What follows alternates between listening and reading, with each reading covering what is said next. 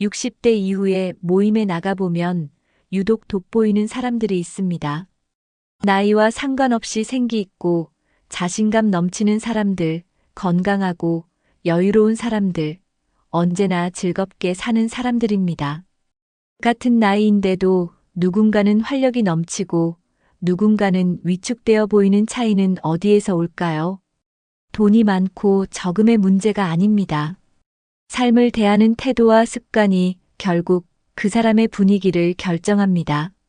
모임에서 자연스럽게 사람들의 관심을 받는 사람들은 공통적인 특징이 있습니다.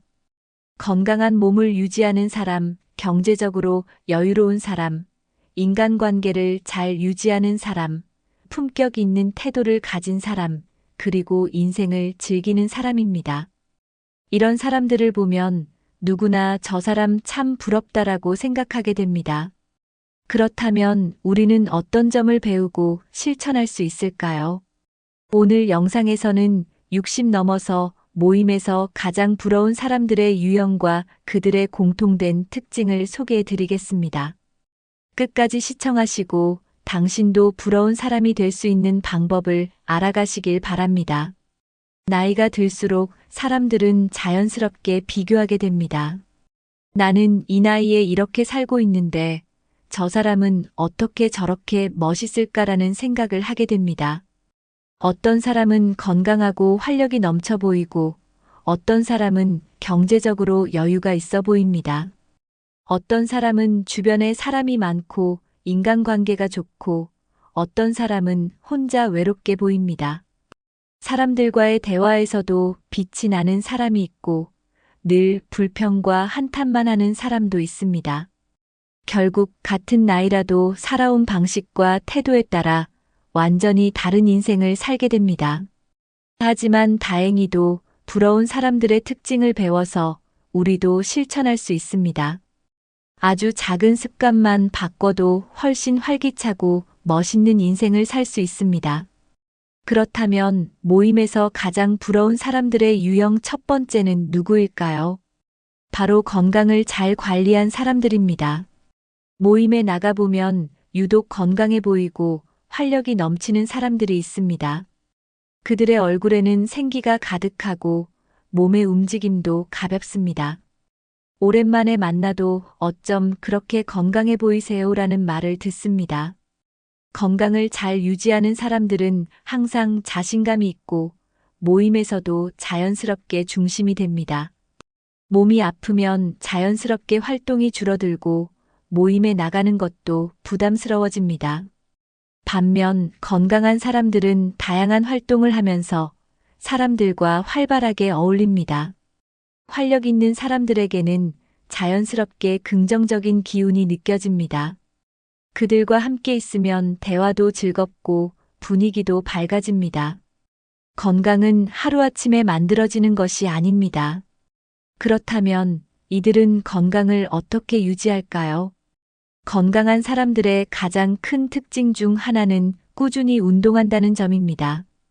운동은 단순히 살을 빼기 위한 것이 아니라 몸의 기능을 유지하고 활력을 높이는 최고의 방법입니다.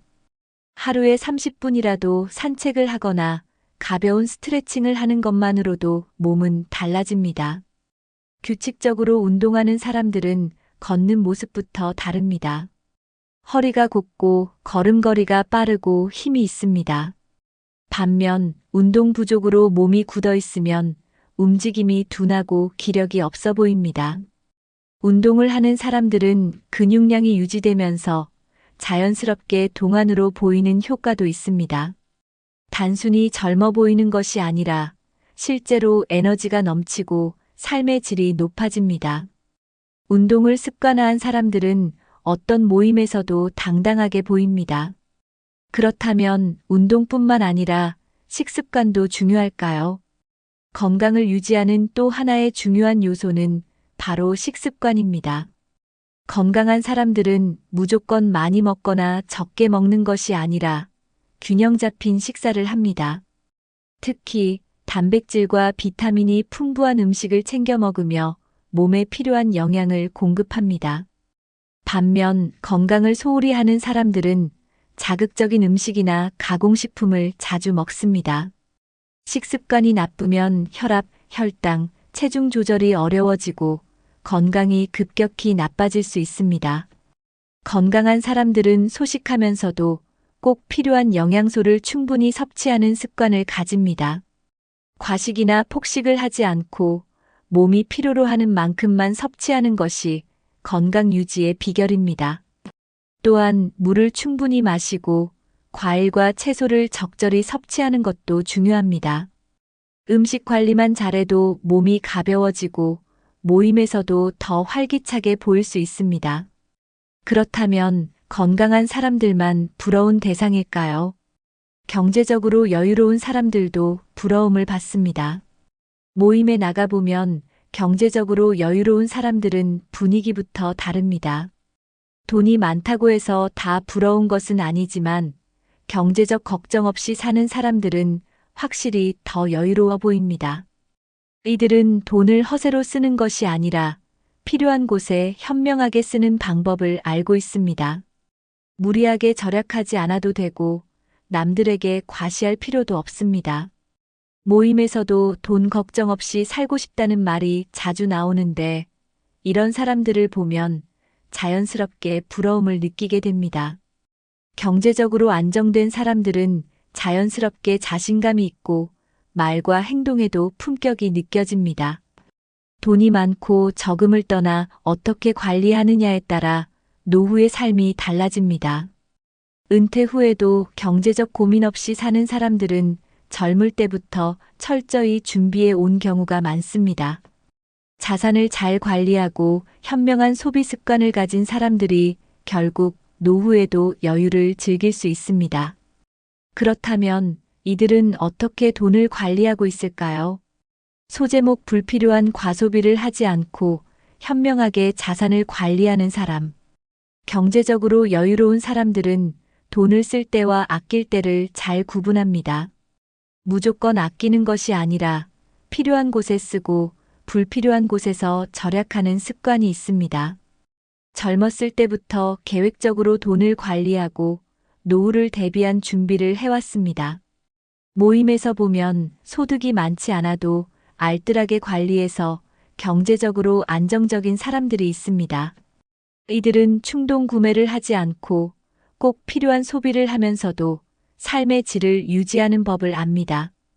반면 젊었을 때 무리한 소비를 하거나 계획 없이 돈을 쓴 사람들은 노후에 경제적 어려움을 겪을 가능성이 큽니다.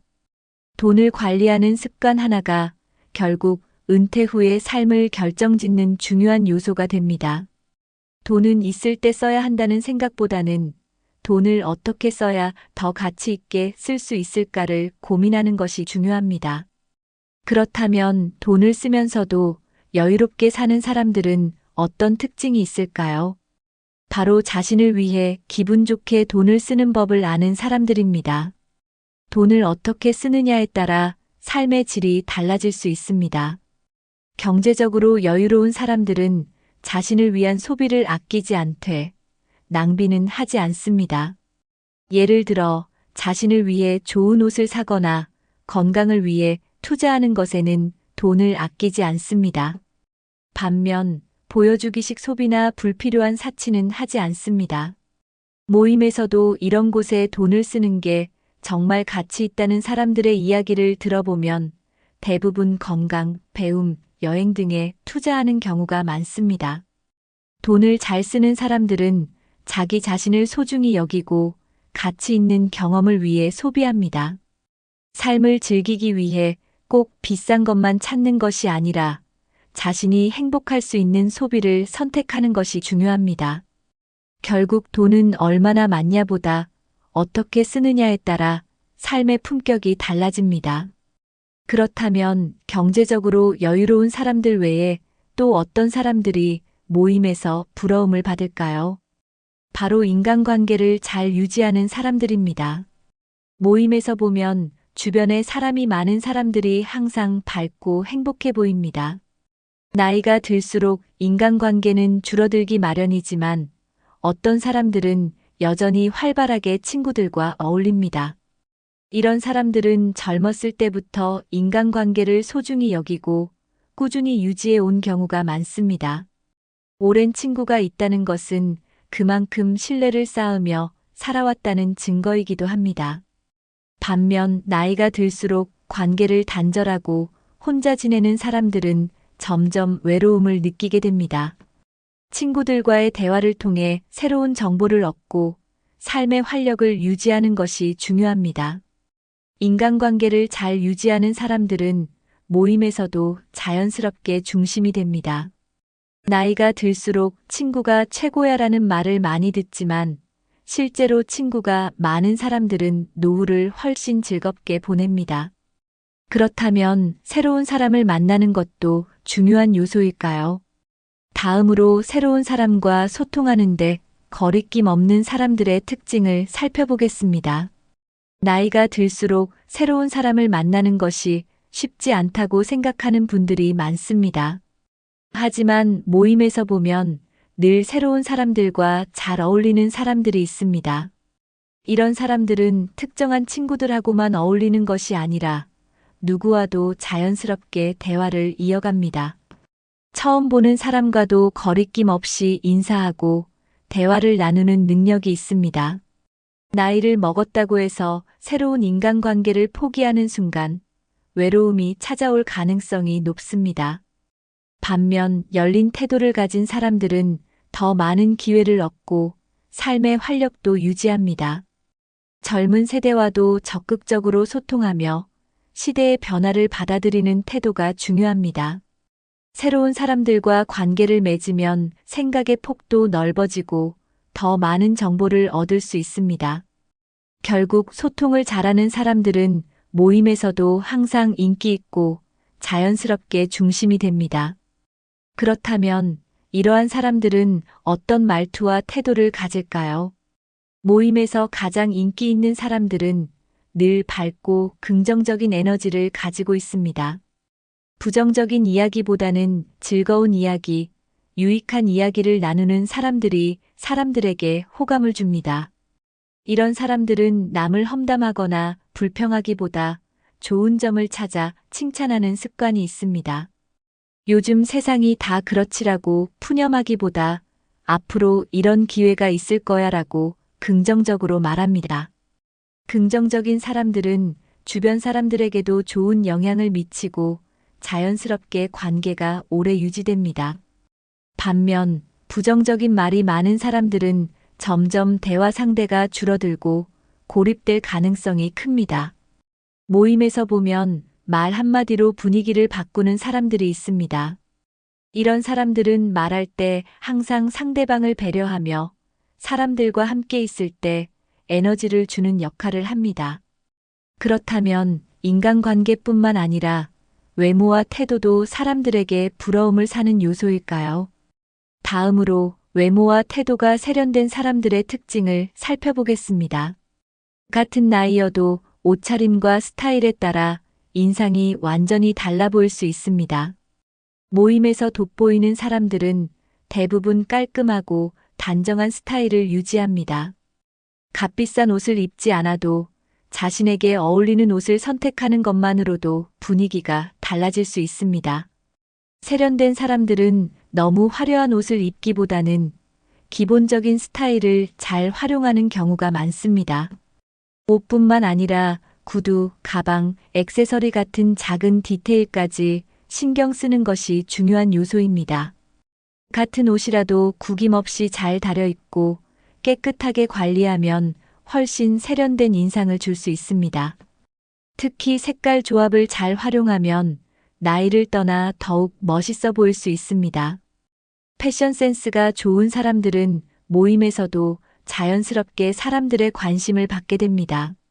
그렇다면 스타일뿐만 아니라 자세와 태도도 중요한 요소일까요? 다음으로 당당한 자세와 여유 있는 태도를 가진 사람들의 특징을 살펴보겠습니다. 사람이 처음 보였을 때 가장 먼저 눈에 들어오는 것은 그 사람의 자세와 태도입니다. 모임에서 보면 허리를 꼿꼿이 펴고 걸음걸이가 당당한 사람들이 돋보입니다. 반면 어깨를 움츠리고 허리를 구부리고 있으면 자신감 없어 보일 수 있습니다. 자세가 바른 사람들은 실제로도 더 건강해 보이고 젊은 인상을 줍니다.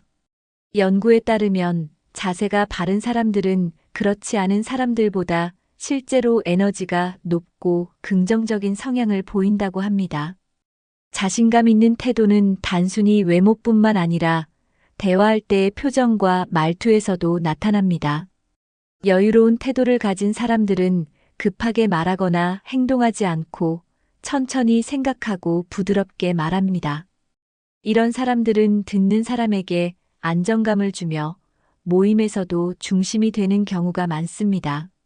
그렇다면 외모와 태도뿐만 아니라 피부와 헤어스타일 관리도 중요한 요소일까요? 다음으로 적절한 스킨케어와 헤어스타일을 유지하는 사람들의 특징을 살펴보겠습니다. 나이가 들수록 피부와 머리카락 관리는 더욱 중요해집니다. 모임에서 보면 피부가 촉촉하고 머리카락이 단정한 사람들이 더욱 젊어 보입니다. 피부가 건조하고 거칠어 보이면 나이보다 더 늙어 보일 수 있습니다. 적절한 보습과 자외선 차단만 신경 써도 얼굴이 훨씬 건강하고 생기 있어 보일 수 있습니다. 머리카락 역시 너무 흐트러져 있거나 흰머리가 관리되지 않으면 자칫 초라한 인상을 줄 수 있습니다. 자연스럽게 흰머리를 유지하는 것도 좋지만 깨끗하게 염색하거나 스타일을 정리하는 것도 좋은 방법입니다. 특히 너무 강한 화장보다는 자연스러운 메이크업이나 깨끗한 피부 표현이 더 젊어 보이게 만듭니다. 헤어스타일도 나이에 맞게 세련되게 유지하면 모임에서도 더 돋보일 수 있습니다. 결국 외모 관리는 단순히 꾸미는 것이 아니라 자신을 소중히 여긴다는 표현이기도 합니다. 그렇다면 마지막으로 모임에서 가장 부러운 사람들의 또 다른 특징은 무엇일까요? 모임에서 가장 부러운 사람들은 항상 배움과 도전을 즐기는 사람들입니다. 나이가 들었다고 해서 새로운 것을 포기하는 것이 아니라 오히려 더 많은 것을 배우려는 자세를 가집니다. 이런 사람들은 새로운 취미를 갖거나 책을 읽고 강의를 듣고 기술을 배우며 끊임없이 성장합니다. 평생 배우려는 태도를 가진 사람들은 언제나 젊고 활력이 넘칩니다. 반면 나이가 들었다고 해서 이제 배울 것도 없다라고 생각하는 사람들은 점점 더 소극적인 태도를 가지게 됩니다. 새로운 취미를 갖는 것은 단순한 즐거움이 아니라 뇌 건강에도 좋은 영향을 줍니다. 연구에 따르면 새로운 것을 배우는 사람들은 그렇지 않은 사람들보다 치매 발병 위험이 낮다고 합니다. 한 가지 취미라도 깊이 있게 즐기면 삶의 만족도가 훨씬 높아질 수 있습니다. 그렇다면 배움뿐만 아니라 여행이나 봉사활동처럼 적극적으로 활동하는 것도 중요한 요소일까요? 다음으로 여행, 운동, 봉사활동 등 적극적으로 활동하는 사람들의 특징을 살펴보겠습니다. 나이가 들수록 집에만 있으면 몸과 마음이 모두 약해질 수 있습니다. 모임에서 보면 여행을 자주 다니거나 사회활동을 활발하게 하는 사람들이 있습니다. 이런 사람들은 항상 새로운 경험을 하며 삶을 즐기는 태도를 가지고 있습니다. 여행을 다니면서 다양한 문화를 접하면 자연스럽게 대화 소재도 많아지고 생각의 폭도 넓어집니다. 운동을 꾸준히 하는 사람들은 몸뿐만 아니라 정신적으로도 더욱 건강한 모습을 보입니다. 봉사활동을 하는 사람들은 다른 사람들과의 교류가 활발하며 삶의 보람을 느끼는 경우가 많습니다. 적극적인 사람들은 나이가 들어도 항상 바쁘고 새로운 일에 도전하며 활기찬 인생을 살아갑니다. 반면 늘 집에만 있고 활동이 없는 사람들은 점점 더 위축될 가능성이 높습니다. 그렇다면 이런 사람들은 단순히 바쁘게 사는 것이 아니라 삶 자체를 즐기려는 태도를 가지고 있는 걸까요? 다음으로 인생을 즐기며 끊임없이 도전하는 사람들의 특징을 살펴보겠습니다. 모임에서 가장 부러운 사람들은 나이가 들어도 인생을 즐기려는 태도를 가진 사람들입니다. 이들은 항상 새로운 목표를 세우고 작은 것이라도 도전하며 삶을 채워갑니다. 이 나이에 무슨 도전이야라는 생각 대신 아직도 해볼 것이 많다라는 마인드를 가지고 있습니다. 예를 들어 악기를 배우거나 새로운 요리를 시도하거나 글을 쓰는 등 작은 도전부터 시작할 수 있습니다. 나이가 들었다고 해서 멈춰 있는 것이 아니라 끊임없이 새로운 것을 경험하려는 자세가 중요합니다. 이런 사람들은 모임에서도 자연스럽게 사람들의 관심을 받고 이야기할 거리도 많습니다. 삶을 즐기는 사람들은 작은 것에서도 기쁨을 찾으며 늘 행복한 에너지를 발산합니다.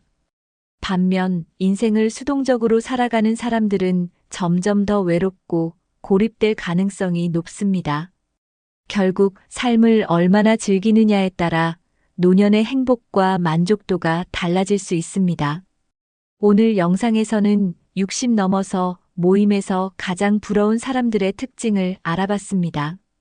건강을 잘 관리하는 사람, 경제적으로 여유 있는 사람, 인간관계를 잘 유지하는 사람, 그리고 품격 있는 태도를 가진 사람, 하고 싶은 일이 많은 사람들이 공통적으로 부러움을 받는 유형이었습니다.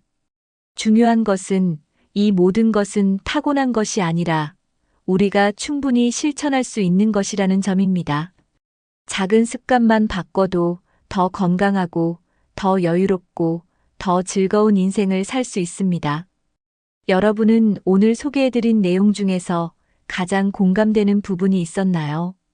혹시 지금이라도 바꾸고 싶은 생활 습관이 있다면 댓글로 남겨주세요. 이 영상이 도움이 되셨다면 가족, 친구들과 공유해서 함께 멋진 노후를 준비해 보세요. 앞으로도 건강하고 품격 있는 노후를 위한 유익한 정보를 계속 전해드리겠습니다. 영상이 유익하셨다면 구독과 좋아요, 알림 설정 잊지 마세요. 인생은 나이에 관계없이 배우고 즐기고 도전하는 사람에게 더 빛나는 법입니다. 오늘도 건강하고 행복한 하루 보내시길 바랍니다. 감사합니다.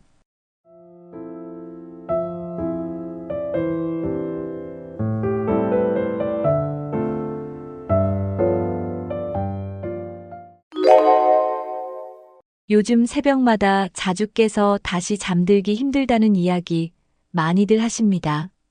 자다가 꼭 새벽 3시나 4시쯤에 깨요.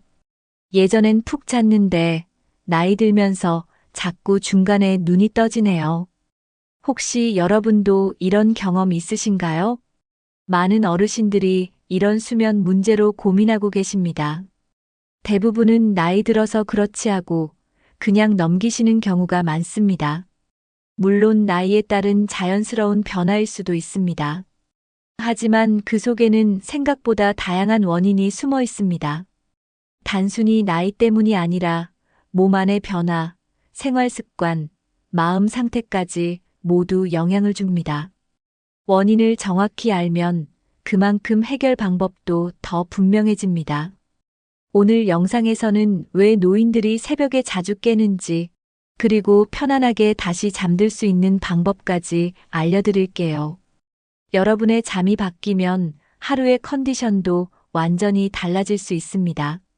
오늘부터라도 작게 바꿔보면 분명히 좋은 변화가 생길 수 있습니다. 그럼 지금부터 하나씩 함께 알아보겠습니다. 나이가 들면 자연스럽게 수면의 구조 자체가 달라집니다. 젊었을 때처럼 깊은 잠이 오래 유지되지 않게 되는 거죠. 전체 수면 시간은 비슷하지만 깊은 수면이 줄어들고 얕은 잠이 많아집니다. 이 얕은 잠은 아주 작은 소리나 자극에도 쉽게 깨어나게 만듭니다. 그래서 새벽에 한번 깨면 다시 잠들기 힘들어지는 겁니다.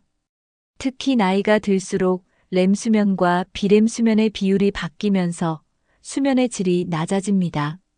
뇌가 밤새 충분히 쉬지 못하기 때문에 자주 깨게 되는 거죠. 이런 변화는 대부분의 어르신들이 겪는 자연스러운 현상입니다. 하지만 그걸 이해하고 관리하면 충분히 개선할 수 있습니다. 내 몸의 수면 리듬을 알면 대응 방법도 보입니다. 일찍 자고 일찍 깨는 경향도 바로 이 생체 리듬 때문입니다. 체내 시계가 젊을 때와는 다르게 작동하기 시작하는 겁니다. 그래서 밤 10시쯤이면 졸리고 새벽 4시나 오시면 저절로 눈이 뜨이게 됩니다. 무조건 나쁜 건 아니지만 이 리듬을 존중하면서 일상을 조절해야 합니다. 무엇보다 중요한 건 이 변화가 정상이라는 걸 먼저 받아들이는 겁니다. 많은 분들이 요즘은 밤 9시만 돼도 졸려요라고 말씀하시곤 합니다. 실제로 나이가 들면 수면 욕구가 앞당겨지는 현상이 나타납니다. 낮에 활동량이 줄고 햇빛을 받는 시간도 짧아지기 때문입니다. 몸이 밤과 낮을 구분하는 기능이 약해지면서 졸음이 일찍 오는 것이죠. 일찍 자면 자연스럽게 새벽에도 눈이 빨리 떠지게 됩니다. 문제는 일찍 자도 깊은 잠이 유지되지 않아서 피로가 완전히 해소되지 않는다는 점입니다. 그 결과 새벽에 자주 깨고 낮에는 졸음이 몰려옵니다. 이렇게 되면 밤낮이 헷갈려서 수면의 질이 더 떨어질 수 있습니다. 이럴 때는 기상 시간을 일정하게 유지하는 것이 중요합니다. 아무리 일찍 자더라도 기상 시간을 너무 당기지 않도록 조절하는 겁니다. 저녁에는 밝은 조명을 피하고 오전에는 햇빛을 쬐며 활동하는 것도 도움이 됩니다. 그렇게 하면 뇌가 밤과 낮을 구분하고 수면 리듬을 바로잡기 시작합니다. 중요한 건 억지로 늦게 자려 하지 말고 낮 시간 활동량을 늘려서 밤에 자연스럽게 졸리게 만드는 겁니다. 첫 번째는 매일 같은 시간에 일어나고 자는 습관을 들이는 것입니다. 생체 리듬은 반복에 따라 안정되기 때문에 일정한 생활 패턴이 중요합니다. 두 번째는 아침 햇빛을 꼭 쬐어주는 것입니다. 햇빛은 체내 시계를 조절해주고 낮과 밤의 구분을 명확히 해줍니다. 세 번째는 낮에 너무 오래 낮잠을 자지 않는 것입니다. 낮잠은 너무 길어지면 밤잠을 방해할 수 있기 때문입니다. 20분에서 30분 정도 짧게 자는 것이 좋습니다. 네 번째는 저녁 시간에 자극적인 활동은 피하는 것입니다. 늦은 시간 TV 시청이나 스마트폰 사용은 뇌를 각성시켜 수면을 방해합니다.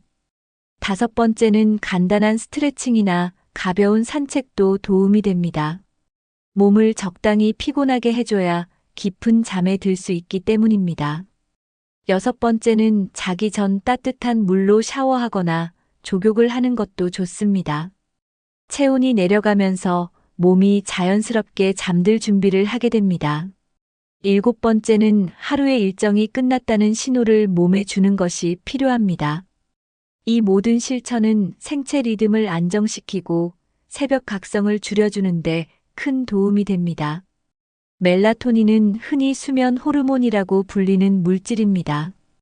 이 호르몬은 해가 지고 어두워지면 자연스럽게 분비되기 시작합니다. 멜라토닌이 분비되면 몸의 긴장이 풀리고 자연스럽게 잠이 오게 됩니다. 그런데 나이가 들수록 이 멜라토닌의 분비가 줄어들기 시작합니다. 특히 60대 이후부터는 젊었을 때보다 분비량이 눈에 띄게 줄어듭니다. 그 결과 잠드는 데 시간이 오래 걸리고 잠이 들어도 깊지 않게 됩니다. 깊은 잠이 줄어들면 중간에 자주 깨는 일도 더 많아지게 됩니다. 멜라토닌이 부족하면 새벽에 깼을 때 다시 잠들기도 어려워집니다. 뇌는 여전히 깨어 있으라는 신호를 보내고 있기 때문입니다. 이렇게 되면 수면의 질이 계속 낮아지고 낮에도 피로가 누적됩니다. 이 변화는 나이 들면 자연스럽게 오는 생리적인 현상입니다. 하지만 그대로 두기보다는 멜라토닌을 늘릴 수 있는 생활 습관을 갖는 것이 좋습니다. 몸에서 멜라토닌이 잘 만들어지도록 돕는 방법들이 있습니다. 조명을 조절하고 수면 환경을 바꾸는 것도 도움이 됩니다. 멜라토닌이 줄어드는 것을 이해하면 수면 문제를 더 잘 관리할 수 있습니다. 멜라토닌이 줄어들면 뇌가 자야 할 시간이라는 인식을 제대로 하지 못하게 됩니다. 그래서 밤에 쉽게 잠들지 못하거나 자다가 자꾸 깨게 되는 거죠. 특히 새벽 2시에서 5시 사이에 자주 깨는 분들이 많습니다. 이 시간대는 원래 수면이 가장 깊어야 하는 시기입니다. 하지만 멜라토닌이 부족하면 이 깊은 잠 구간이 생략되거나 아주 짧아집니다. 결과적으로 새벽에 눈이 떠지고 다시 잠들기 어려운 현상이 반복되는 겁니다. 자주 깨면 몸이 피곤할 뿐만 아니라 마음도 지치기 쉽습니다. 왜 이렇게 자꾸 깨지? 하면서 불안감이 생기기도 하죠. 이 불안감 자체가 또 수면을 방해하는 악순환이 됩니다. 새벽에 자주 깨는 건 단지 나이 때문이 아니라 멜라토닌의 감소와 수면 구조 변화가 함께 작용한 결과입니다. 그렇기 때문에 단순히 수면 시간을 늘리는 것만으로는 해결이 어렵습니다. 수면의 질을 높이는 게 핵심입니다. 그러려면 멜라토닌이 충분히 분비되도록 생활을 조절해야 합니다. 이제 그 방법들을 하나씩 살펴보겠습니다. 첫 번째는 아침에 햇빛을 받는 것입니다. 햇빛은 멜라토닌 분비 리듬을 조절해주는 중요한 역할을 합니다. 아침에 햇빛을 받으면 뇌는 밤이 되면 멜라토닌을 분비할 준비를 하게 됩니다. 두 번째는 낮에 적당한 활동량을 유지하는 것입니다. 움직이지 않으면 뇌도 밤에 쉴 필요를 느끼지 않기 때문에 잠이 깊지 않습니다. 세 번째는 저녁에는 조명을 어둡게 조절하는 것입니다. 형광등이나 밝은 조명은 뇌가 낮이라고 착각하게 만들기 때문에 멜라토닌 분비를 방해합니다. 자기 전에는 스탠드 조명이나 간접 조명을 사용하는 것이 좋습니다. 네 번째는 스마트폰, TV 사용을 줄이는 것입니다. 특히 화면에서 나오는 블루라이트는 멜라토닌 생성을 억제합니다. 다섯 번째는 기름지거나 소화가 안 되는 음식은 피하는 것입니다. 잠들기 2시간 전에는 음식을 먹지 않는 게 가장 좋습니다. 여섯 번째는 자기 전에 따뜻한 물로 씻거나 족욕을 해주는 것도 도움이 됩니다. 체온이 살짝 떨어지면 멜라토닌이 자연스럽게 분비됩니다. 이런 작은 실천이 쌓이면 멜라토닌도 서서히 회복되고 잠도 훨씬 깊어질 수 있습니다. 나이가 들면 건강 문제로 약을 여러 가지 드시는 분들이 많습니다. 그런데 의외로 이 약들 중 일부가 수면에 영향을 줄 수 있다는 사실 알고 계셨나요? 특히 고혈압약, 이뇨제, 통증약, 일부 우울증 약들이 수면을 방해할 수 있습니다. 예를 들어 이뇨제는 밤에 소변이 자주 마려워지게 만들어 자꾸 깨게 됩니다. 또 교감신경을 자극하는 약물은 몸을 각성시켜 쉽게 잠들지 못하게 만듭니다. 진통제 중 일부도 수면 구조를 방해해서 얕은 잠이 많아지고 깊은 잠은 줄어들 수 있습니다. 어떤 약은 멜라토닌 분비까지 줄이기 때문에 수면의 질이 더 떨어질 수도 있습니다. 그래서 복용 중인 약이 수면에 영향을 미치는지 확인하는 것이 중요합니다. 혼자 판단하지 마시고 담당 의사나 약사와 상담하시는 게 가장 안전합니다. 특히 약을 복용한 후 새벽에 깨거나 불면이 심해졌다면 반드시 전문가에게 이야기하세요. 약을 바꾸거나 복용 시간을 조절하는 것만으로도 큰 차이가 생길 수 있습니다. 수면을 방해하는 약물은 개인에 따라 반응이 다르기 때문에 꼭 확인이 필요합니다. 그냥 나이 때문이라고 넘기지 말고 복용약도 하나의 원인으로 생각해 보세요. 건강을 위한 약이 오히려 수면을 방해하고 있다면 적절한 조정이 꼭 필요합니다. 수면을 챙기는 것도 건강을 지키는 중요한 방법 중 하나입니다. 어떤 약은 아침에 먹느냐, 저녁에 먹느냐에 따라 작용이 크게 달라집니다. 특히 수면에 영향을 줄 수 있는 약은 복용 시간이 매우 중요합니다. 예를 들어 이뇨제를 저녁 늦게 복용하면 자는 중에 소변 때문에 깨기 쉬워집니다. 이럴 경우 복용 시간을 오전이나 이른 오후로 조정하는 것만으로도 효과가 있습니다. 또 각성을 유도하는 약은 자기 직전에 먹으면 잠을 방해할 수 있습니다. 약효가 남아있는 상태에서 잠자리에 들면 뇌가 휴식 모드로 전환되지 못하는 거죠. 그래서 담당 의사와 복용 시간에 대해 꼭 상담하셔야 합니다. 단순히 약 종류뿐만 아니라 언제 먹는지가 수면에 큰 영향을 줄 수 있습니다. 특히 여러 약을 함께 복용하시는 경우에는 약 간의 상호작용도 고려해야 합니다. 졸음을 유도하는 약은 오히려 취침 전에 복용하는 게 도움이 될 수도 있습니다. 하지만 모든 경우에 해당하는 건 아니기 때문에 전문가의 조언이 반드시 필요합니다. 약 복용 시간을 바꾸는 것만으로 새벽에 깨는 횟수를 줄일 수 있는 경우가 많습니다. 작지만 매우 중요한 부분이니 꼭 체크해 보시길 바랍니다. 불면의 원인을 찾을 때 생활 습관과 함께 약 복용 시간도 함께 살펴보는 것이 좋습니다. 잠을 잘 자야 건강도 더 잘 유지될 수 있습니다. 첫 번째는 현재 복용 중인 약 리스트를 정리해 보는 것입니다. 약 이름과 복용 시간을 써놓으면 수면에 영향을 주는 약을 확인하기 쉽습니다. 두 번째는 수면 문제가 생겼을 때 절대 자의로 약을 끊지 않는 것입니다. 약을 갑자기 중단하면 오히려 몸에 더 큰 혼란이 생길 수 있기 때문입니다. 세 번째는 담당 의사에게 수면 문제를 반드시 알리는 것입니다. 많은 분들이 이 나이엔 원래 잠이 얕은 거죠 하고 그냥 넘기시곤 합니다. 하지만 전문가와 상의하면 약을 조절하거나 교체할 수 있는 방법이 생깁니다. 네 번째는 수면 보조제를 함부로 복용하지 않는 것입니다. 특히 처방 없이 구입한 수면제는 몸에 맞지 않으면 더 심한 부작용이 생길 수 있습니다. 다섯 번째는 약물 외에도 생활 습관과 식사 시간도 함께 점검하는 것이 좋습니다. 수면에 영향을 주는 요인은 약 하나뿐이 아니기 때문입니다. 여섯 번째는 수면 일지를 작성하는 것입니다. 잠들기 전 행동, 깬 시간, 복용한 약 등을 기록하면 원인을 파악하는 데 도움이 됩니다. 마지막으로 수면 문제는 참지 말고 꼭 이야기해야 한다는 마음가짐이 중요합니다. 약물도 잘 관리하면 숙면을 되찾는 데 큰 도움이 될 수 있습니다. 많은 어르신들이 자다가 꼭 화장실 한두 번은 가게 돼요라고 말씀하십니다. 이처럼 밤에 소변 때문에 깨는 현상을 야간뇨라고 합니다. 나이가 들수록 방광 기능이 약해지면서 이런 증상이 흔하게 나타납니다. 방광의 탄력이 줄고 소변을 저장하는 능력도 감소하기 때문입니다. 낮에는 참을 수 있던 소변도 밤에는 민감하게 느껴지게 되는 거죠.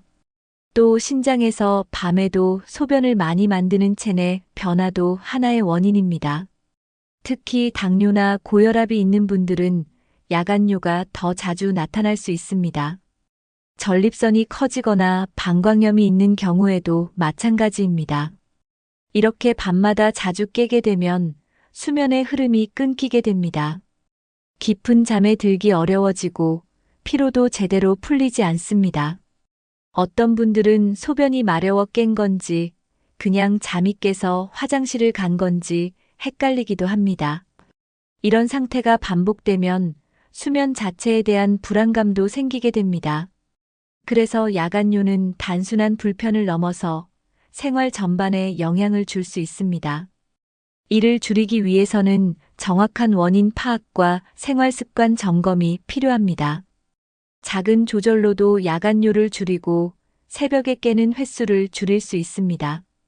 방광은 소변을 저장했다가 내보내는 역할을 합니다. 하지만 나이가 들면 방광 근육이 약해지고 신호 전달도 느려집니다. 그래서 소변이 많이 차지 않았는데도 자꾸 마려운 느낌이 드는 거죠. 방광이 예민해져 자주 신호를 보내게 되면 깊은 잠을 방해하게 됩니다. 특히 밤에는 외부 자극이 적어지기 때문에 평소보다 소변 신호에 더 민감하게 반응하게 됩니다. 이런 상태가 반복되면 뇌는 소변 신호에 더 빠르게 깨어나도록 반응하게 됩니다.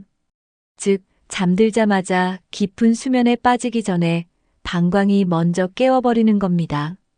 한번 깨면 다시 잠들기 어렵기 때문에 수면 시간이 줄어들게 됩니다. 방광 기능 저하는 남녀 모두에게 나타날 수 있지만 특히 남성의 경우 전립선 문제와 함께 나타나는 경우가 많습니다.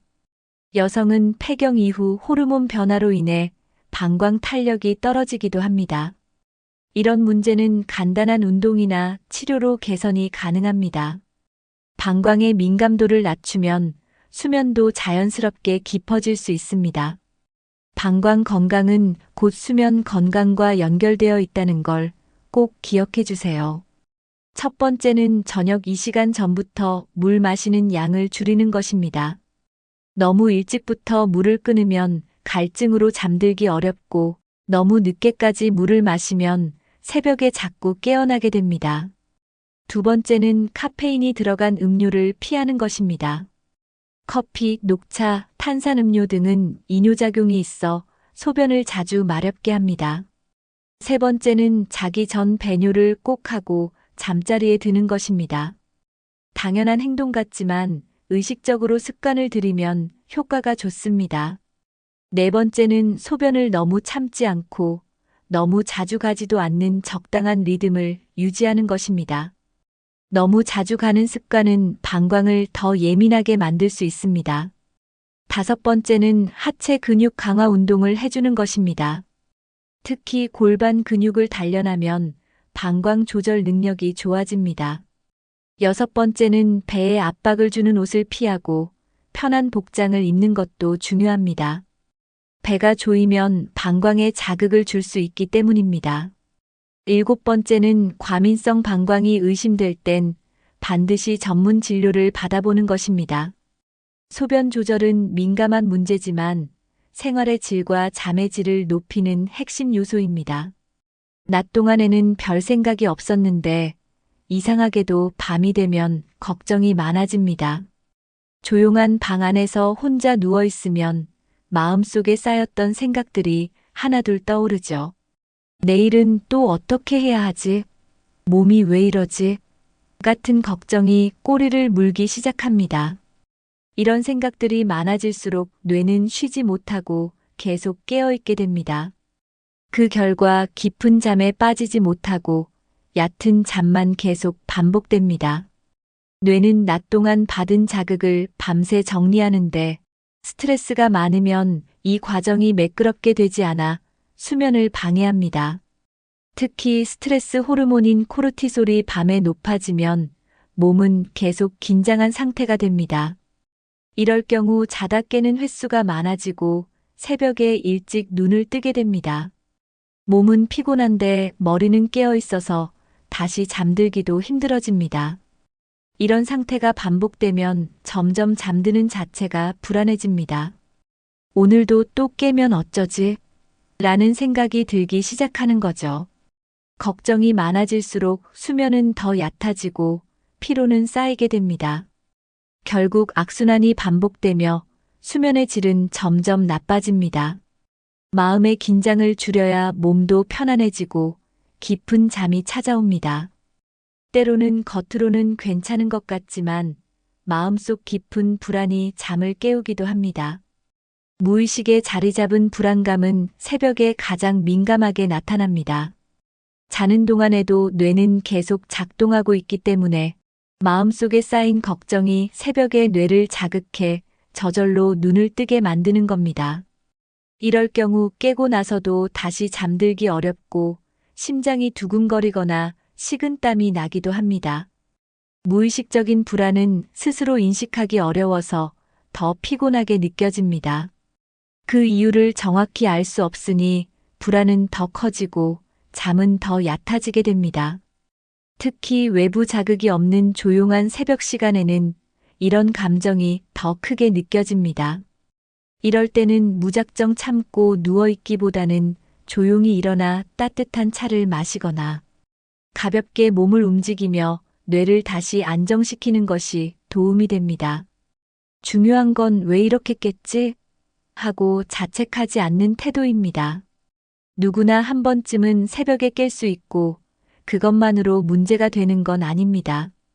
마음이 긴장하면 몸도 따라 긴장하니 마음을 푸는 것이 첫 번째입니다. 생각을 억지로 멈추기보다는 그래도 괜찮아 하고 스스로를 달래주세요. 불안을 다스리는 연습은 바로 더 나은 수면으로 가는 첫걸음입니다.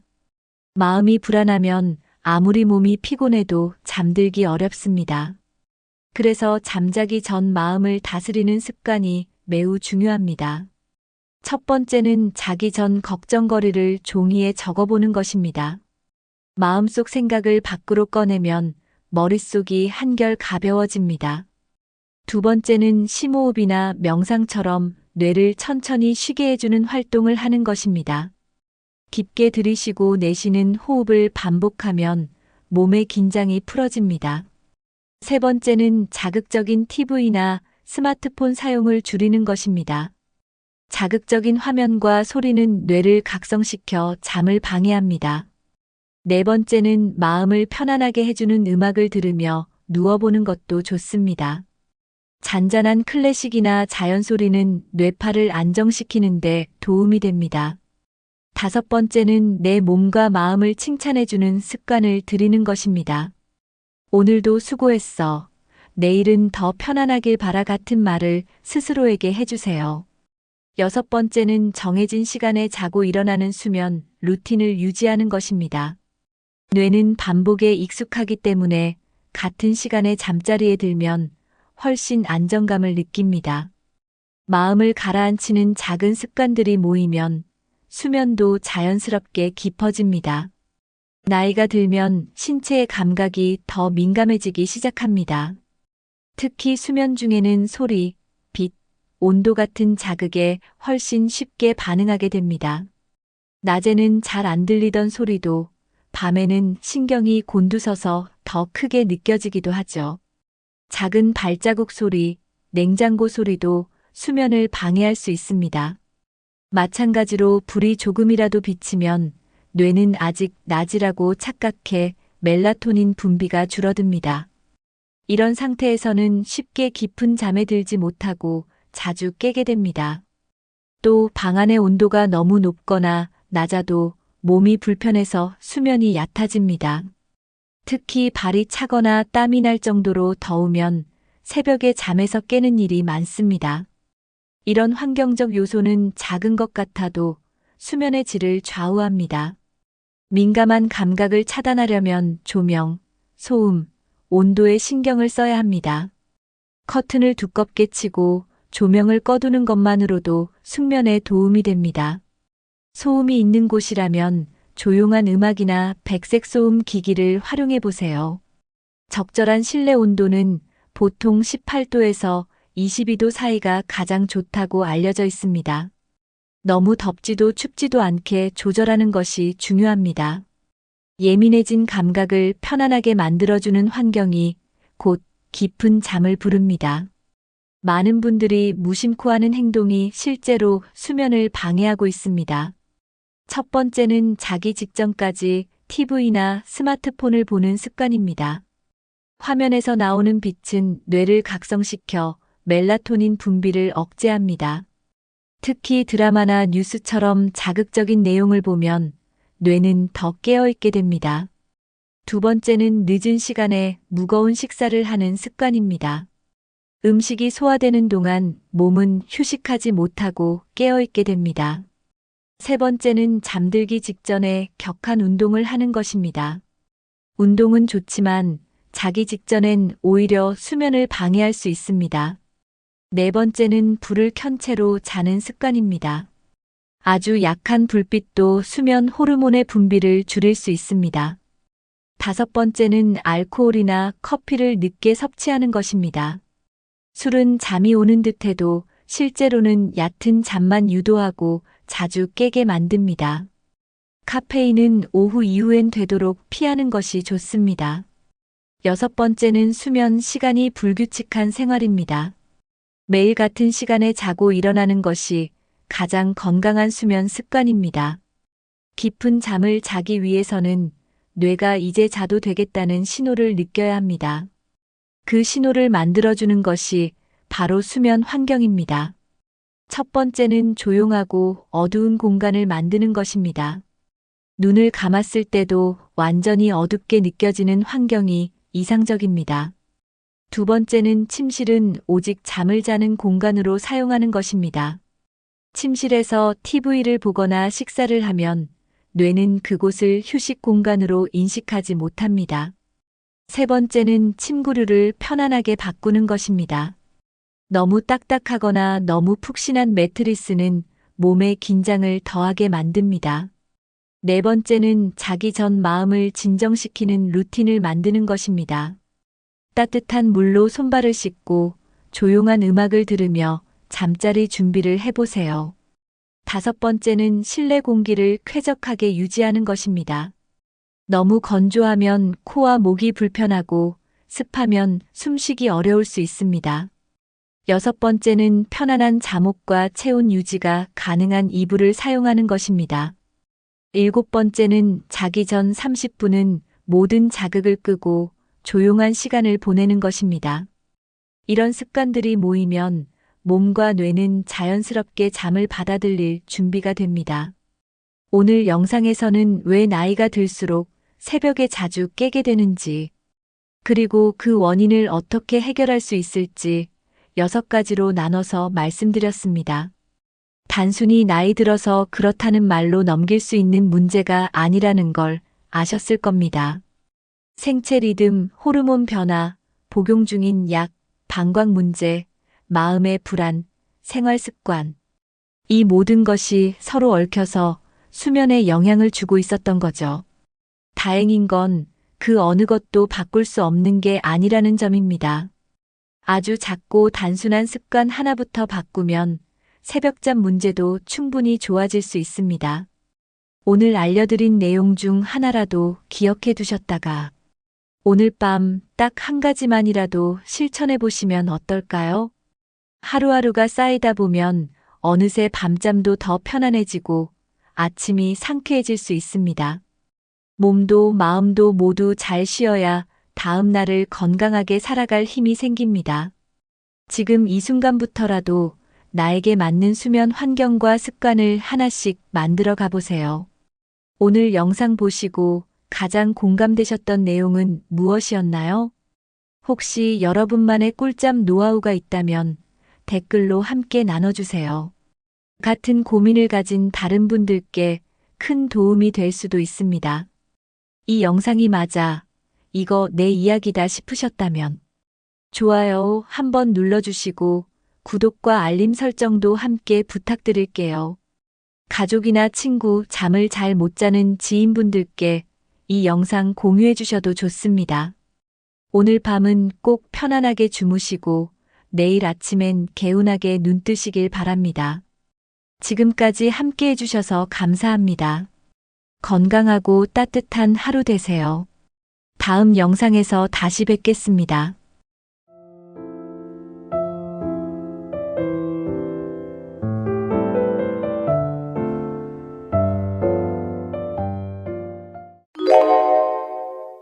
혹시 누군가와 대화할 때 은근히 고개를 돌리는 걸 느껴보신 적 있으신가요? 내가 씻었는데도 뭔가 내 몸에서 냄새가 나는 건 아닐까 걱정되신 적 있으시죠? 샤워를 매일 하는데도 노인 냄새가 나는 이유가 따로 있습니다. 몸 전체를 씻어도 그 부분을 제대로 씻지 않으면 냄새는 계속 납니다. 냄새는 체질이 아닙니다. 대부분 생활 습관과 씻는 방식 때문입니다. 나이가 들면 피지 분비가 변하면서 냄새가 쉽게 올라옵니다. 특히 특정 부위에 노폐물이 쌓이기 쉬워지고 그게 냄새로 이어지죠. 문제는 주변 사람은 말해주지 않는다는 겁니다. 그래서 본인만 모르고 지나가는 경우가 많습니다. 다행인 건 이 냄새는 특정 부위만 잘 관리해도 금방 사라진다는 겁니다. 오늘 영상에서는 노인 냄새가 나는 원인과 냄새가 가장 많이 나는 3군데, 그리고 관리 방법까지 알려드릴게요. 너무 어렵지 않고 오늘부터 당장 실천할 수 있는 내용입니다. 가족과 대화할 때도 당당해지고 사람 만나는 게 두렵지 않게 됩니다. 끝까지 함께 하시면 분명히 달라질 겁니다. 나이가 들면 몸에서 나는 냄새가 바뀌는 걸 느낄 수 있습니다. 예전과는 다르게 샤워를 해도 뭔가 기름진 냄새가 남아있죠. 이건 단순히 땀 때문이 아니라 피지의 변화 때문입니다. 50대 이후부터는 피부에서 나오는 피지 성분이 달라지기 시작합니다. 특히 노네날이라는 성분이 늘어나면서 특유의 냄새가 생깁니다. 이 냄새는 흔히 말하는 노인 냄새의 주요 원인입니다. 그리고 이 피지 성분은 땀보다 훨씬 끈적하고 냄새가 오래갑니다. 특히 씻는데 소홀한 부위에 잘 쌓이기 때문에 냄새가 심해집니다. 그냥 물로 대충 씻어서는 제거되지 않습니다. 거품을 내고 손으로 문질러줘야 깨끗하게 닦을 수 있습니다. 피지는 주로 두피, 목 뒤, 귀 뒤, 가슴 아래 같은 부위에서 많이 나옵니다. 이 부분을 놓치면 아무리 씻어도 냄새가 남습니다. 향수나 바디로션으로는 이 냄새를 덮을 수 없습니다. 뿌리는 것보다 닦는 게 훨씬 중요합니다. 냄새의 시작은 피지 변화에서 온다는 걸 꼭 기억해야 합니다. 몸 전체 중에서도 노폐물이 쉽게 쌓이는 부위는 따로 있습니다. 피부가 접히는 곳, 통풍이 안 되는 곳, 자주 씻지 않는 곳이 그렇습니다.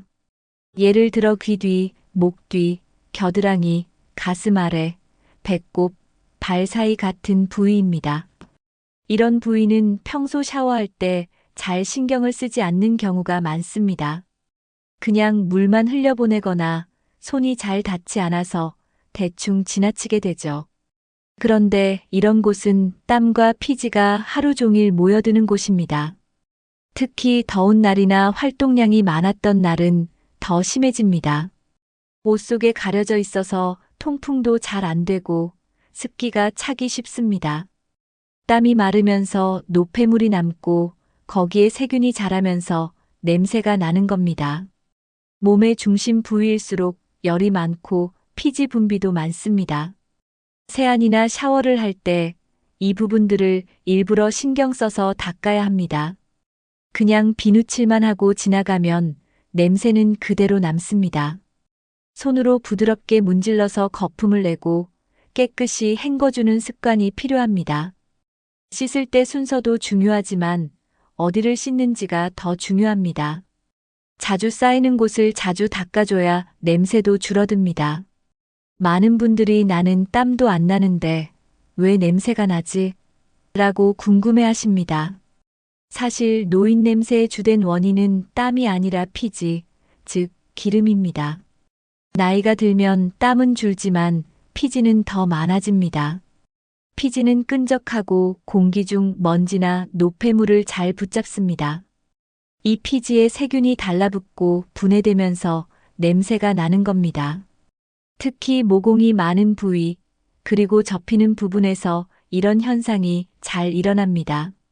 피지는 하루만 안 씻어도 쌓이기 시작합니다. 땀처럼 흘러내리는 게 아니기 때문에 잘 씻지 않으면 계속 남아 있습니다. 그래서 샤워를 해도 기름기 있는 느낌이 남을 수 있는 거죠. 머리카락 근처나 목 뒤 같은 곳은 특히 신경 써야 합니다. 피지를 줄이기 위해서는 정기적으로 씻어주는 게 중요합니다. 그리고 때밀기보다는 부드러운 타월이나 손으로 문질러주는 게 좋습니다. 지나치게 자극을 주면 오히려 피지가 더 나올 수 있기 때문입니다.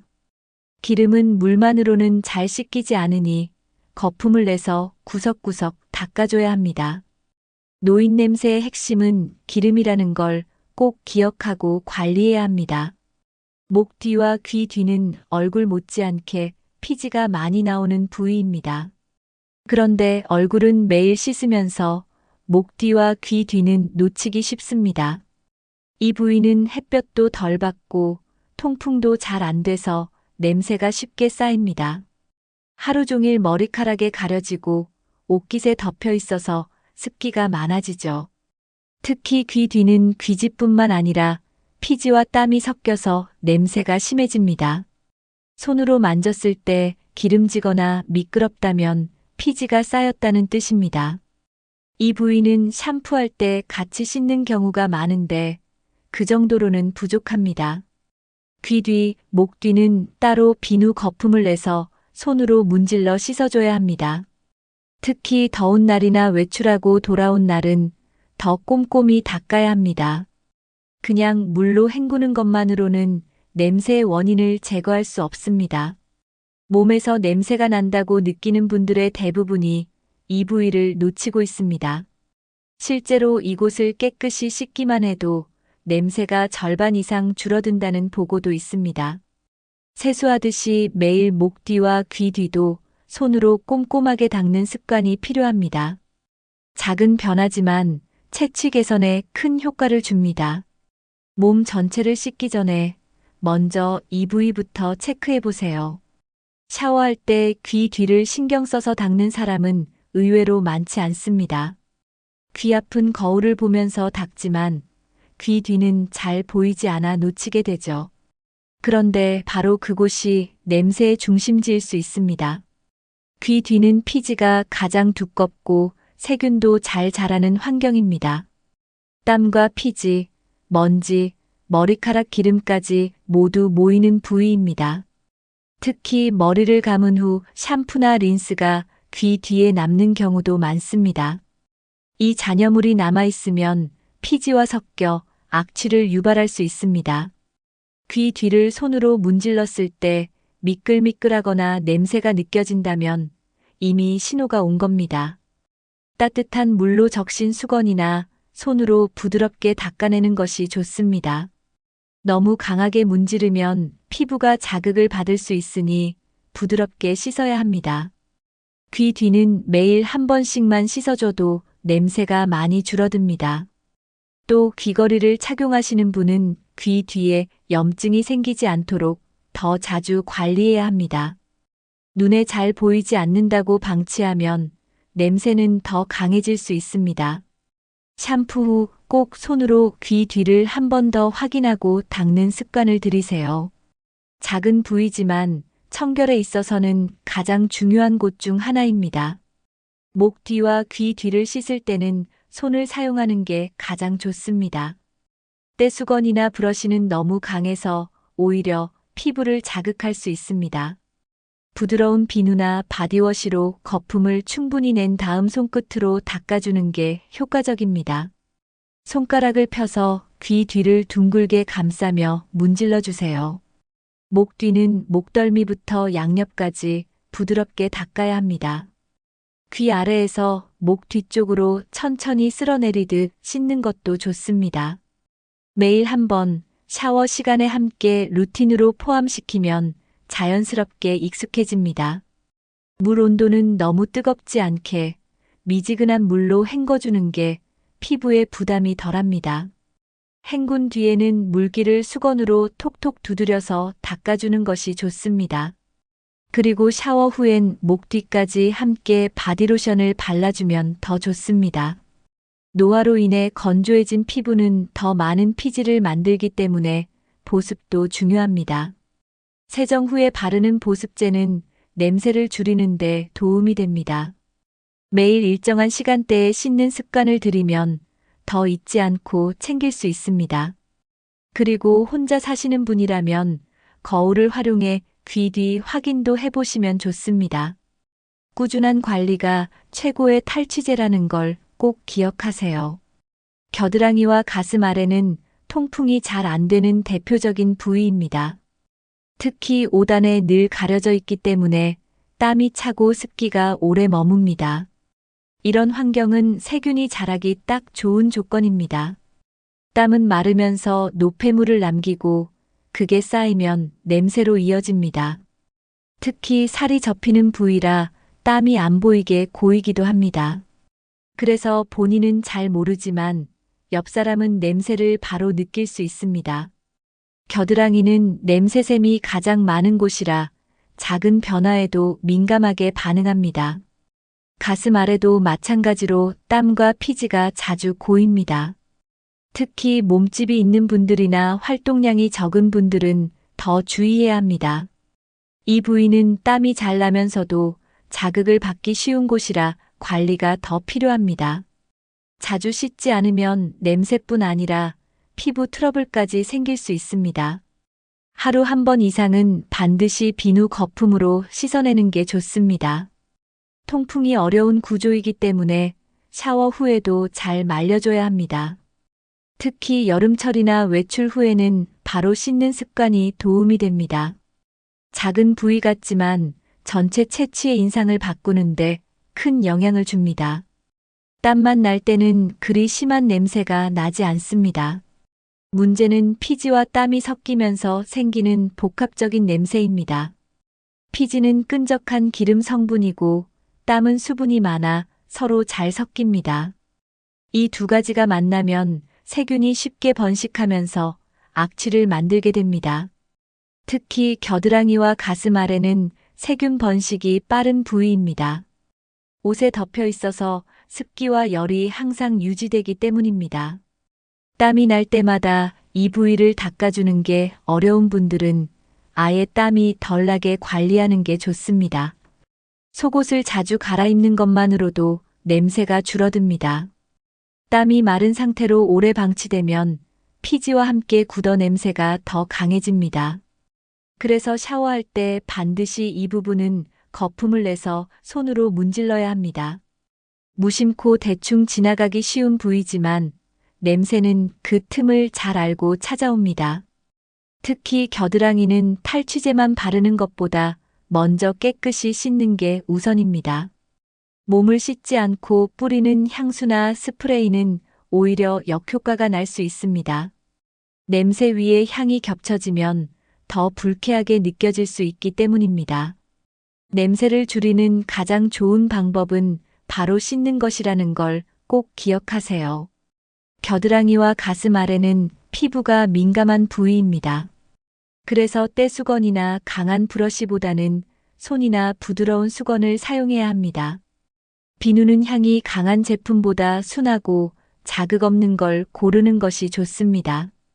거품을 충분히 내서 부드럽게 문지르고 구석까지 잘 씻어야 합니다.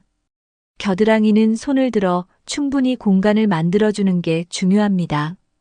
가슴 아래는 살이 접히는 곳까지 손가락으로 펴서 닦아주세요. 물로만 헹구지 말고 반드시 비누나 바디워시를 써야 피지를 제거할 수 있습니다. 씻은 뒤에는 꼭 수건으로 물기를 말끔히 닦아주는 것이 중요합니다. 습기가 남아있으면 또다시 냄새가 생길 수 있기 때문입니다. 특히 여름철엔 땀이 말라붙기 전에 한 번 더 씻어주는 것이 좋습니다. 겨울에도 땀은 나기 때문에 계절 상관없이 매일 관리해줘야 합니다. 탈취제나 파우더는 씻은 후 피부가 완전히 마른 상태에서 사용하는 게 좋습니다. 속옷은 하루 한 번 이상 갈아입고 빨래할 때도 뜨거운 물에 삶는 게 더 좋습니다. 피부가 가렵거나 트러블이 생긴다면 씻는 방법을 다시 점검해 보세요. 청결이야말로 건강과 채취를 동시에 관리하는 최고의 방법입니다. 누군가와 함께 신발을 벗는 순간 가장 먼저 느껴지는 건 발냄새입니다. 얼굴은 아무리 단정해도 발냄새가 나면 인상이 확 바뀌죠. 특히 나이가 들수록 발 관리가 소홀해지기 쉽습니다. 하지만 발냄새는 상대방에게 강한 불쾌감을 줄 수 있는 냄새입니다. 발은 하루 종일 신발 속에 갇혀 있어서 땀이 가장 많이 차는 부위입니다. 통풍이 잘 안 되고 피부 사이사이에 습기가 고이면 냄새가 쉽게 납니다. 땀 자체보다 땀과 피지, 세균이 만나면서 생기는 복합 냄새가 문제입니다. 특히 양말을 하루 종일 신으면 발이 숨을 쉬지 못해 냄새가 더 강해집니다. 그래서 양말은 하루에 한 번 꼭 갈아 신는 것이 기본입니다. 신발도 같은 걸 며칠 연속으로 신기보다는 하루 이틀씩 번갈아 가며 신는 게 좋습니다. 발냄새는 나도 모르게 나는 경우가 많아서 주변 사람 눈치만 보게 됩니다. 스스로도 알기 어렵지만 상대는 금방 느낄 수 있습니다. 그래서 매일 발을 씻는 습관이 중요합니다. 얼굴보다 더 자주 신경 써야 할 부위가 바로 발일 수 있습니다. 발냄새 하나로 전체 인상이 달라질 수 있다는 걸 꼭 기억하세요. 발냄새의 원인은 단순히 땀 한 가지가 아닙니다. 땀, 피지, 각질, 발톱 사이 노폐물 등 여러 가지가 복합적으로 작용합니다. 특히 발톱 주변에는 때가 잘 끼고 씻기 어렵기 때문에 냄새가 심해질 수 있습니다. 오래된 각질이 쌓이면 땀과 섞여 악취가 나는 원인이 됩니다. 발가락 사이는 좁고 어두워서 세균이 번식하기 딱 좋은 환경입니다. 발바닥은 피부가 두껍기 때문에 땀이 마르지 않고 고이기 쉽습니다. 그래서 샤워할 때 발을 대충 헹구는 정도로는 냄새 제거가 어렵습니다. 반드시 비누 거품을 내서 손이나 부드러운 수세미로 닦아줘야 합니다. 발톱 주변도 꼼꼼히 닦고 발가락 사이도 손가락으로 벌려가며 씻어야 합니다. 씻은 후에는 수건으로 물기를 완전히 말려주는 것이 핵심입니다. 특히 발가락 사이가 축축하게 남아있으면 냄새는 금방 다시 생깁니다. 오래된 각질은 주기적으로 제거해주는 것이 좋습니다. 각질 제거를 너무 자주 하면 피부가 약해질 수 있으니 주 1회 정도가 적당합니다. 발톱도 자주 깎고 청결을 유지하는 것이 발냄새를 줄이는 기본입니다. 복잡한 관리보다 매일 잘 씻는 것이 가장 확실한 방법입니다. 발을 씻을 때는 흐르는 물에 대충 헹구는 것으로는 부족합니다. 비누나 발 전용 세정제를 사용해 거품을 충분히 내는 것이 중요합니다. 손을 이용해 발가락 사이를 하나씩 벌려서 문질러줘야 합니다. 발바닥은 발 뒤꿈치부터 앞꿈치까지 구석구석 닦아야 합니다. 수세미나 부드러운 발솔을 함께 사용하는 것도 좋습니다. 샤워 마지막에 발을 씻는 루틴을 정해두면 잊지 않고 챙길 수 있습니다. 씻은 후에는 발가락 사이를 포함해 물기를 완전히 닦아내야 합니다. 물기가 남아있으면 곰팡이나 무좀 같은 피부 문제가 생기기 쉽습니다. 특히 무좀이나 발톱 질환이 있다면 치료와 함께 더 꼼꼼한 관리가 필요합니다. 하루에 한 번 이상은 깨끗이 씻고 양말도 자주 갈아 신어야 합니다. 신발은 햇볕에 말리거나 탈취제를 사용해 청결하게 유지해야 합니다. 냄새가 심할 경우에는 발냄새 전용 파우더나 스프레이도 함께 활용해 보세요. 하지만 무엇보다 기본은 깨끗하게 씻는 것입니다. 하루 5분만 신경 써도 발냄새는 충분히 줄일 수 있습니다. 깔끔한 발은 내 건강은 물론 타인에게도 좋은 인상을 남깁니다. 냄새는 몸에서만 나는 게 아닙니다. 입는 옷, 덮는 이불, 신는 양말에서도 냄새가 스며들 수 있습니다. 땀이 배인 옷을 오래 입으면 세탁해도 냄새가 완전히 빠지지 않는 경우도 많습니다. 속옷과 양말은 하루에 한 번 이상 갈아입는 것이 기본입니다. 운동을 하거나 땀을 많이 흘린 날은 2번 이상 갈아입는 게 좋습니다. 양말은 흡수력이 좋은 면 소재로 고르고 땀이 잘 마르는 제품을 사용하는 게 좋습니다. 이불이나 침구는 일주일에 한 번 이상 세탁하는 습관을 들이세요. 특히 땀을 많이 흘리는 분은 이불이 땀 냄새를 머금기 쉽습니다. 햇볕에 자주 말려주는 것만으로도 냄새 제거에 효과가 큽니다. 속옷이나 수건은 삶아서 세탁하면 세균 제거에 더 효과적입니다. 옷장에서 오래된 옷을 꺼내 입을 때도 반드시 한 번 세탁한 후 착용하는 것이 좋습니다. 냄새는 반복적으로 쌓이기 때문에 주기적인 관리가 필수입니다. 땀과 피부 기름이 스며든 옷은 시간이 지나면 고약한 냄새로 변할 수 있습니다. 옷뿐만 아니라 자주 사용하는 쿠션이나 베개 커버도 관리해야 합니다. 몸을 아무리 잘 씻어도 입는 것들이 깨끗하지 않으면 냄새는 사라지지 않습니다. 냄새를 가리기 위해 향수를 사용하는 분들이 많습니다.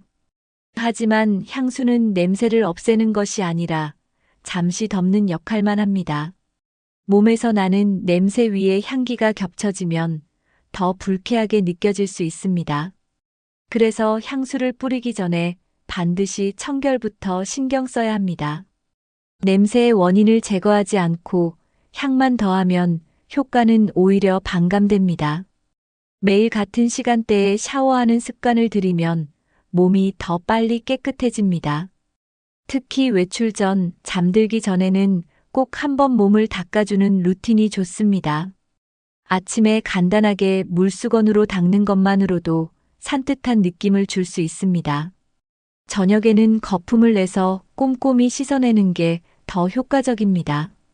향수는 씻은 후 땀이 덜 나는 부위에 소량만 사용하는 것이 좋습니다. 목 뒤, 팔 안쪽, 가슴 위쪽처럼 열이 많이 나지 않는 부위가 적당합니다. 향수보다 더 중요한 건 몸 전체에서 나는 자연 냄새를 줄이는 것입니다. 그러기 위해선 매일 같은 시간, 같은 순서로 씻는 습관이 필요합니다. 향기는 청결한 몸 위에 얹어졌을 때 가장 빛이 납니다. 결국 깨끗함이 가장 좋은 향수입니다. 우리가 먹는 음식도 몸 냄새에 큰 영향을 줍니다. 마늘, 양파, 기름진 음식은 체취를 강하게 만들 수 있습니다. 특히 튀긴 음식이나 육류 위주의 식단은 몸속 노폐물을 늘릴 수 있습니다. 노폐물이 많아지면 땀이나 피지를 통해 냄새로 배출됩니다. 그래서 식단을 가볍고 신선하게 유지하는 게 도움이 됩니다. 채소, 과일, 물을 자주 섭취하면 몸 냄새가 훨씬 줄어듭니다. 물은 하루 6에서 8잔 정도 꾸준히 마시는 게 좋습니다. 수분이 충분하면 노폐물이 땀이나 소변으로 원활히 배출됩니다. 커피나 알코올은 탈수를 유발하므로 적당히 조절해야 합니다. 장 건강도 채취에 영향을 주기 때문에 유산균이 풍부한 식품도 도움이 됩니다. 변비가 있을 경우 노폐물이 오래 남아 냄새로 이어질 수 있습니다. 식습관을 점검하고 조금만 바꿔도 채취가 확실히 개선됩니다. 몸에 좋은 음식을 먹으면 땀 냄새도 자연스럽게 순해집니다. 냄새를 없애는 가장 기본적인 방법은 속을 깨끗하게 하는 것입니다. 내 몸 안이 깨끗해야 바깥도 향기로울 수 있습니다. 샤워할 때 순서를 정해두면 놓치는 부위 없이 꼼꼼히 씻을 수 있습니다. 보통 머리부터 시작해서 얼굴, 상체, 하체, 발순으로 내려가는 방식이 좋습니다. 머리를 먼저 감으면 헹궈진 거품이 몸을 타고 내려가면서 자연스럽게 더러움도 제거됩니다. 얼굴은 부드럽게 닦아내고 목과 귀 뒤는 손으로 꼭 확인하며 닦아야 합니다. 겨드랑이, 가슴 아래는 따로 신경 써서 비누 거품을 충분히 사용해 문질러 주세요.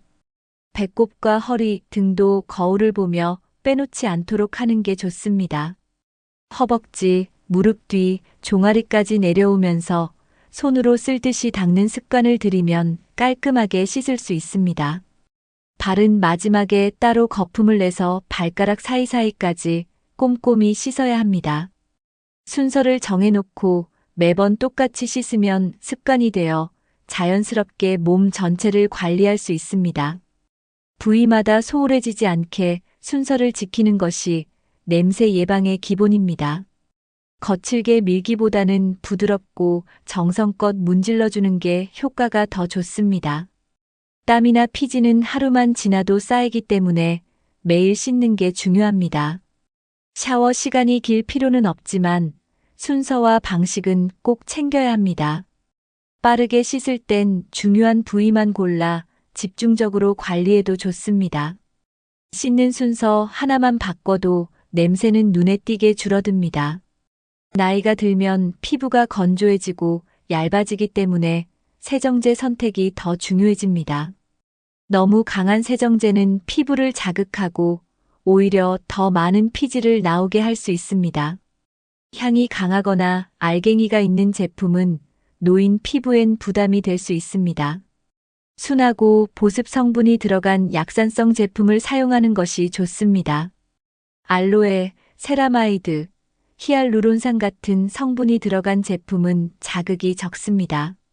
폼 형태보다는 젤이나 크림 타입이 피부를 더 부드럽게 감싸줍니다. 피부가 민감한 분이라면 샘플을 먼저 써보고 결정하는 것도 좋은 방법입니다. 냄새 제거에 효과적인 제품 중에서도 피부 보호를 해주는 걸 고르는 게 중요합니다. 씻고 나서 당김이 심하거나 간지러움이 생기면 제품을 바꾸는 게 좋습니다. 피부 타입은 사람마다 다르니 한번 써봤다고 무조건 맞는 건 아닙니다. 등이나 발은 조금 강한 제품을, 얼굴과 목은 더 순한 제품을 구분해서 써도 됩니다. 한 가지 제품으로 전신을 다 씻는 것보다 부위별로 나눠 사용하는 것이 더 효과적일 수 있습니다. 냄새 제거 기능과 함께 보습 기능이 있는 제품을 찾는 것이 가장 좋습니다. 세정제를 고를 때는 성분표를 꼭 읽어보고 선택하세요. 피부에 자극 없이 냄새를 없애주는 세정제가 최고의 선택입니다. 몸을 깨끗이 씻는 것만큼 중요한 게 씻은 후 관리입니다. 샤워 후 바로 물기를 닦아내지 않으면 세균이 쉽게 번식할 수 있습니다. 수건으로 몸 전체를 꼼꼼히 두드리듯이 말려주는 게 좋습니다. 특히 발가락 사이, 겨드랑이, 가슴 아래, 귀 뒤는 꼭 건조시켜야 합니다. 물기가 남아있으면 냄새의 원인이 되기 쉽습니다. 필요하다면 드라이기나 선풍기를 이용해서 습한 부위를 말려주세요. 말린 후에는 보습제를 가볍게 발라주는 것도 도움이 됩니다. 건조한 피부는 피지 분비를 늘려 냄새를 악화시킬 수 있기 때문입니다. 특히 노화로 인해 피부가 쉽게 갈라지거나 가려운 분들은 더 필요합니다. 땀이 많이 나는 부위는 파우더를 살짝 사용하는 것도 좋은 방법입니다. 단, 파우더는 반드시 깨끗이 씻은 후 건조한 상태에서 발라야 효과가 있습니다. 샤워 후에 입는 옷도 중요한데 땀 흡수가 잘 되는 면 소재 옷을 추천합니다. 너무 두꺼운 옷보다는 숨이 잘 쉬는 가벼운 옷이 좋습니다. 씻은 후 몇 가지 작은 습관만 바꿔도 냄새는 확실히 줄어듭니다. 샤워는 끝났지만 관리 습관은 그때부터 시작입니다. 오늘 영상 보시고 나서 혹시 나도 냄새가 나는 걸까? 걱정되셨나요? 그럴 수 있습니다. 왜냐하면 노인 냄새는 본인은 잘 못 느끼고 주변 사람만 느끼는 경우가 많기 때문입니다. 하지만 걱정할 필요 없습니다. 오늘 알려드린 부위만 잘 씻어도 냄새는 확실히 줄어듭니다. 매일 씻는다고 안심하지 마시고 어디를 어떻게 씻는지가 더 중요하다는 것 기억해 주세요. 귀 뒤, 목 뒤, 겨드랑이, 가슴 아래, 발가락 사이, 이 세 곳만 제대로 관리해도 달라집니다. 그리고 냄새는 나이 탓이 아니라 습관 탓입니다. 하루 10분이면 충분합니다. 냄새 없고 산뜻한 내 몸을 만드는데 나이 제한은 없습니다. 이제 주변 사람 눈치 보지 않고 자신 있게 만남을 즐기실 수 있을 겁니다. 지금까지 말씀드린 내용 중에 가장 공감되셨던 부분은 어디인가요? 혹시 여러분만의 냄새 관리 노하우가 있다면 댓글로 함께 나눠주세요. 여러분의 댓글은 다른 시청자분들께도 큰 도움이 됩니다. 좋아요와 구독, 알림 설정도 꼭 부탁드릴게요. 이 영상이 도움이 되셨다면 가족이나 지인분들에게도 공유해주세요. 청결은 혼자 지키는 것이 아니라 함께 나누는 습관입니다. 오늘부터 한 가지씩 실천해보세요. 분명 내 몸이 그리고 내 주변 사람들이 달라지는 걸 느끼실 겁니다. 다음 영상에서도 건강하고 실용적인 이야기로 다시 찾아뵙겠습니다. 시청해주셔서 고맙습니다. 오늘도 깨끗하고 기분 좋은 하루 되시길 바랍니다.